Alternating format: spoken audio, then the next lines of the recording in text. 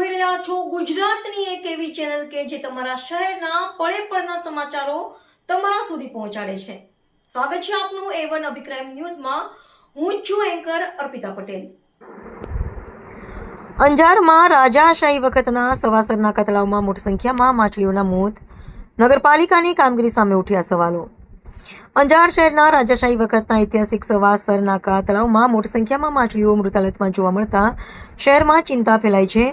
તળાવના કિનારે મૃત માછલીઓને પ્લાસ્ટિક સહિતનો કચરો જોવા મળતા નગરપાલિકાની સફાઈ અને જળાશયના જાળવણીના કામ સામે પ્રશ્નો ઊભા થયા છે। પૂર્વ વિપક્ષ નેતા જીતેન્દ્ર ચોટારાએ આ ઘટનાને નગરપાલિકાની બેદરકારીનું પરિણામ ગણાવતા જણાવ્યું કે અંજાર નગરપાલિકા શહેરના ઐતિહાસિક તળાવોની યોગ્ય જાળવણી કરવામાં નિષ્ફળ રહી છે। તાત્કાલિક પાણીની તપાસ કરાવી મૃત માછલીઓનો નિકાલ કરી અને જવાબદારો સામે કાર્યવાહી થવી જોઈએ। સ્થાનિક નાગરિકોએ પણ તળાવની સફાઈ, પાણીના નમૂનાઓની તપાસ અને ભવિષ્યમાં આવી ઘટનાઓ ન બને તે માટે અસરકારક પગલાં ભરવાની માંગ કરી છે। રિપોર્ટર ભરત ઠાકુર, કચ્છ।